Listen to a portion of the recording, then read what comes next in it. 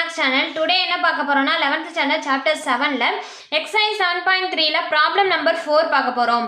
Problem number 4ல என்ன கொடுத்திருக்காங்கன்னா ஒரு determinant value equal to a plus b plus c into a minus b, b minus c, c minus a அப்படின்னு சொல்லி prove பண்ண சொல்லியிருக்காங்க.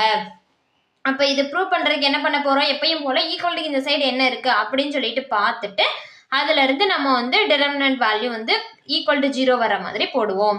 இப்போ இதுல a plus b plus c அப்படிங்கிறது என்ன அப்படின்னா இது நம்மளோட மீதி காரணி. ஏன் இது மீதி காரணின்னு சொல்றேன்னா நம்ம மீதி காரணி கண்டுபிடிக்கிறதுக்கு என்ன பண்ணுவோம் அப்படின்னா இந்த டிட்டர்மினன்ட்டோட மூளை விட்டங்கள் முதன்மை மூளை விட்டங்களை பார்க்கணும். அந்த முதன்மை மூளை விட்டங்களோட பவர்ஸை பார்க்கணும், அடுக்கு பார்க்கணும். இதோட அடுக்கு 1, இதோட அடுக்கு 1, இதோட அடுக்கு 2. அப்போ எத்தனை அடுக்கு இருக்கு? 1 எல்லாத்தையும் அதோட அடுக்குகளை கூட்டணும். 1 1 2, 2 + 2 வந்து 4.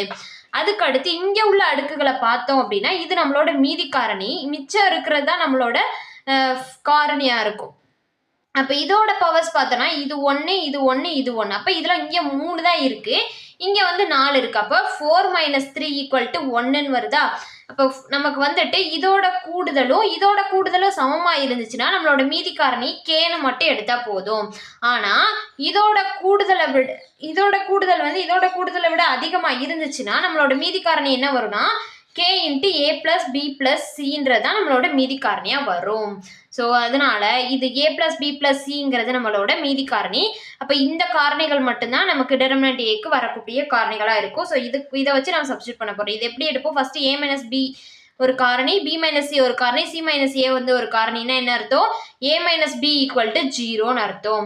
அப்ப a = b, a = bன்னு நம்ம எதுல சப்ஸ்டிட் பண்ணுவோம்னா டிட்டர்மினன்ட் ஏல சப்ஸ்டிட் பண்ணுவோம். நெக்ஸ்ட் b - c = 0னா b = cன்னு சப்ஸ்டிட் பண்ணுவோம். அடுத்து c - a = 0னா c = aன்னு சப்ஸ்டிட் பண்ணுவோம். இப்போ நம்ம எப்பயும் போல கொடுத்துருக்கிற டிட்டர்மினன்ட்டை ஏன்னு எடுத்துக்கிறோம். அப்ப determinant a = determinant of b + c a squared, c + a b squared, a + b c squared.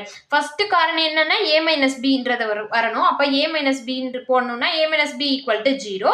இப்ப a = b அப்படின்னு சொல்லி இந்த டிட்டர்மினன்ட் வேல்யூ சப்ஸ்டிட் பண்ண போறோம். a = b அப்படின்னு சொல்லி சப்ஸ்டிட் பண்ணா என்ன வரும்னா determinant a = b + c b squared, c + b b squared, a + b c squaredன்னு வந்துரும். நெக்ஸ்ட் என்ன அப்படின்னா இப்போ வந்துட்டு இங்க வந்து c + b இருக்கு, இங்க மேல b + c இருக்கு. அப்ப b + c-னாலும் c + b-னாலும் சேம் தானே. அப்ப r1 r2 சேம் ஆயிடுச்சு. இங்க b இருக்கு, இங்க b இருக்கு, இங்க b ஸ்கொயர் இருக்கு, இங்க b ஸ்கொயர் இருக்கு. r1 r2 ரெண்டு ரோவும் சேம் ஆயிடுச்சு அப்படின்னா நமக்கு டிட்டர்மினன்ட் வேல்யூ 0 ஆயிரும். அப்ப டிட்டர்மினன்ட் a = 0. இப்போ டிட்டர்மினன்ட் a = 0ன்னு வந்துச்சுன்னா என்ன அர்த்தம்? a - b வந்து ஒரு காரணி அப்படின்னு சொல்லிடலாம். நெக்ஸ்ட் வந்துட்டு என்ன பண்ண போறோம்னா b = c-ன்னு சப்ஸ்டிட் பண்ண போறோம். இப்போ b = c-ன்னு டிட்டர்மினன்ட் a-ல சப்ஸ்டிட் பண்ணா நமக்கு என்ன கிடைக்கும்னா c + c a squared, c + a c squared, a + c squared. இதுல என்ன கிடைக்குன்னா இங்க c + a இருக்கு, இங்க a + c இருக்கு, ரெண்டுமே சேம் தானே. ஸோ r2ம் r3யும் வந்து சேமா இருக்கு. அப்ப ரெண்டு ரோ வந்து சேமா இருந்துச்சு அப்படின்னா டிட்டர்மினன்ட் வேல்யூ இதுலயே நம்ம 0ன்னு சொல்லிடலாம். இப்போ நமக்கு என்ன கிடைச்சுன்னா b - c வந்து இன்னொரு காரணி அப்படின்னு சொல்லி கிடைச்சிரும்.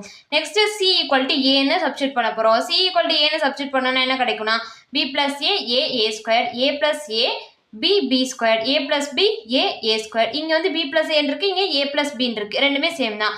ஸோ நமக்கு r1ம் r3யும் சேம் ஆயிருச்சு. அப்போ r1 r3யும் சேமா இருக்கிறதுனால நம்ம டிட்டர்மினன்ட் a = 0ன்னு வந்துடும். இப்போ c - a வந்து இன்னொரு காரணி. அதுக்கு அடுத்து மீதி காரணி கண்டுபிடிக்க போறோம். மீதி காரணி ஏன் k × a + b + cன்னு போடுறோம்னா நம்மளோட முதன்மை மூளை விட்டங்களோட கூடுதலும் இதோட கூடுதலும் வந்துட்டு சமமா இருந்துச்சுன்னா நம்மளோட மீதி காரணி கேனே போட்டுறலாம். ஆனா இங்க வந்துட்டு 4ன்னு வருது, இங்க 3 தான் வருது. இது வந்து நம்மளோட மீதி காரணி. இது வந்து நம்ம இந்த a + b + cன்னு சப்ஸ்டிட் பண்ணாலும் நமக்கு வந்து டிட்டர்மினன்ட் வேல்யூ வந்து 0 ஆகாது. ஸோ இது நம்மளோட மீதி காரணியில தான் வரும். இதுதான் நம்மளோட காரணிகளா வரும். அப்ப ஏன் இந்த மாதிரி போடுறோம்னா நமக்கு வந்து மூளை விட்டங்களோட கூடுதல் வந்துட்டு இதோட கூடுதலை விட அதிகமா இருக்கு, அதோட அடுக்குகளோட கூடுதல். அதனாலதான் இந்த மாதிரி என்ன போடுறோம்னா மீதி காரணி k × a + b + cன்னு சொல்லி நம்மளோட மீதி காரணியை எடுத்துக்கிறோம். இந்த ப்ராப்ளத்துல இப்படி வரும். இது கொஞ்சம் டிஃப்ரெண்டா இருக்கும். ஸோ கவனமா பார்த்து செய்யணும். அப்ப நமக்கு என்ன ஆயிரும் அப்படின்னா மீதி காரணி k × a + b + c. இப்போ determinant value b + c a squared, c + a b squared, a plus b c squared equal to k into a plus b plus c. நம்ம என்னென்ன காரணி கண்டுபிடிச்சோம்? a minus b, b minus c into c minus a அப்படின்னு சொல்லி போட்டுருவோம். Next வந்துட்டு இந்த k ஓட வேல்யூ கண்டுபிடிக்கல இல்லையா? இப்போ இதில் k equal to என்னன்னு கிடச்சிரும் அப்படின்னா 1னே கிடச்சிரும். ஏன்னா நம்ம இங்கே எந்த நம்பருமே கொடுக்கல. ஸோ k equal to நம்ம 1ன்னு எடுத்துக்கலாம். ஸோ k equal to 1ன்னு போட்டுரும். அப்போ k equal to 1ன்னு போட்டுட்டோம்னா நமக்கு என்ன வேல்யூ கிடச்சிரும்னா determinant b plus a a squared, c plus a b squared, a plus b c squared equal to a plus b plus c a minus b minus c minus a அப்படின்னு சொல்லி நம்ம கண்டுபிடிச்சலாம்.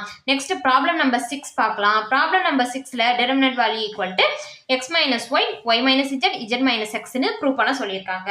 இங்கேயும் நம்ம வந்துட்டு முதன்மை மூலைவிட்டங்களோட கூடுதலும் இந்த கூடுதலும் சமமா இருக்கா அப்படின்னு சொல்லி பார்க்க போறோம். நமக்கு மீதி காரணம் என்ன வரும்? நம்மளோட வேல்யூ வந்துட்டு எம்மோட வேல்யூ அதை எப்படி டினோட் பண்ணா எம்னு டினோட் பண்ணோம். எம் வந்து 0வா இருந்துச்சுன்னா மீதி காரணி வந்து கேவா இருக்கும். எம் வந்துட்டு 1ஆ இருந்துச்சுன்னா k into a plus b plus c ஆ இருக்கும்.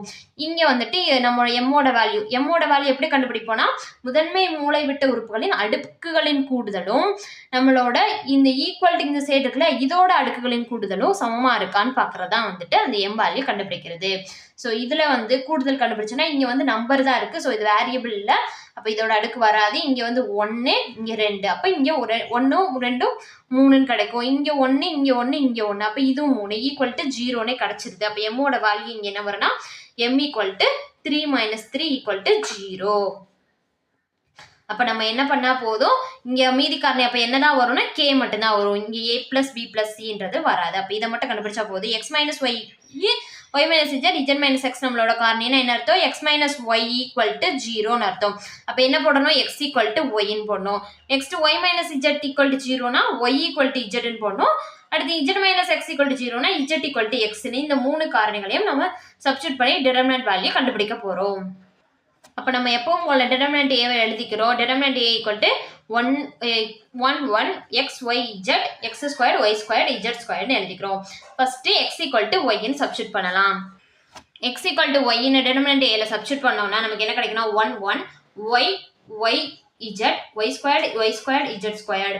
இப்போ காலம் 1 காலம் 2 சேமா வந்துருச்சு. So determinant value a equal to 0ன்னு சொல்லிடலாம். அப்போ determinant value a equal to 0னா x minus y வந்துட்டு ஒரு காரணி ஆயிரும். Next y equal to z ன்னு சப்ஸ்டிட்யூட் பண்ணோம்னா determinant a equal to 1 x squared z squared. இதுல வந்து காலம் 2ம் காலம் 3யும் சேமா இருக்கு. அப்ப இதுலயும் வந்து டிட்டர்மினன்ட் a வந்து நமக்கு 0 ஆயிருது. அப்போ y minus z வந்து ஒரு காரணி சொல்லிடலாம். Next z equal to x ன்னு சப்ஸ்டிட்யூட் பண்ணோம் அப்படின்னா determinant a equal to 1 x y x squared y squared z squared. இதுல காலம் 1ம் காலம் 3யும் வந்து சேமா இருக்கு.